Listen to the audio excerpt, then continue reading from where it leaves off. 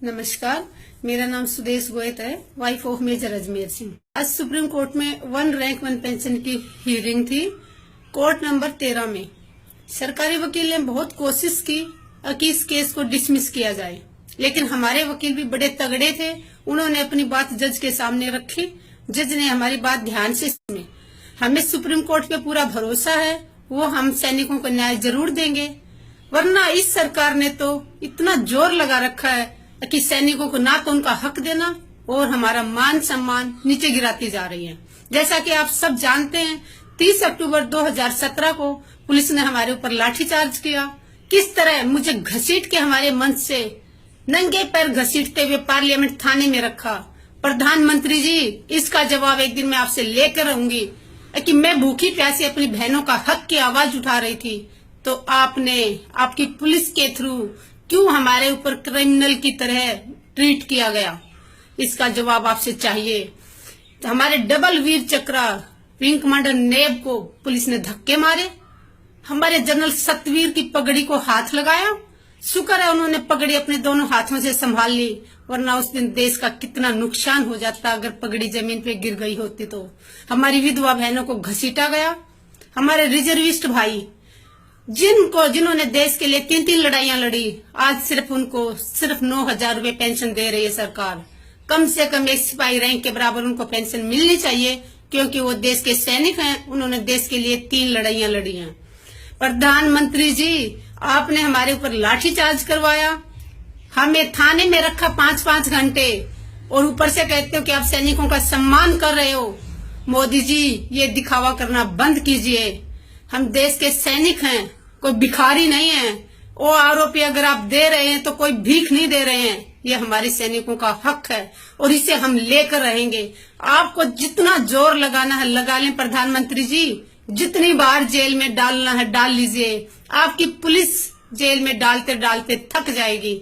हम डरने वाले नहीं हैं, ना हम डरेंगे, ना झुकेंगे, ना बिकेंगे। अपना वो आरोपी हम एक दिन लेके रहेंगे। और जब तक वन रैंक वन पेंशन की डेफिनेशन लागू नहीं कर देती सरकार, पूर्व सैनिक जंतर मंतर से नहीं हटेंगे। कितनी बार हम लोगों को कितना तंग किया गया, ये अब मैं सबको नहीं बता सकती, लेकिन हम डरे नहीं, डटे रहेंगे। प्रधानमंत्री जी के घर विधवा बहनों को लेके गए, उनके ऑफिस गए। प्रधानमंत्री जी के पास क्रिकेटर से मिलने का समय है, हीरो हीरोइन की शादी में मुबारकबाद देने का समय है।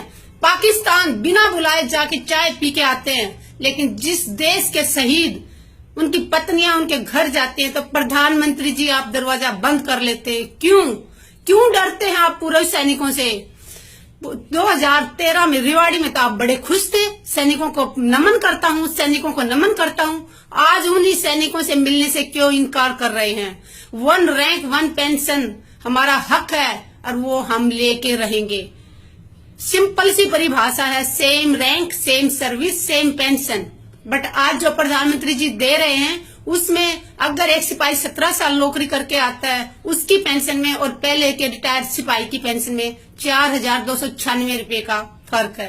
तो प्रधानमंत्री जी, इसको वन रैंक वन पेंशन का नाम देकर देश की जनता को गुमराह करना बंद कीजिए।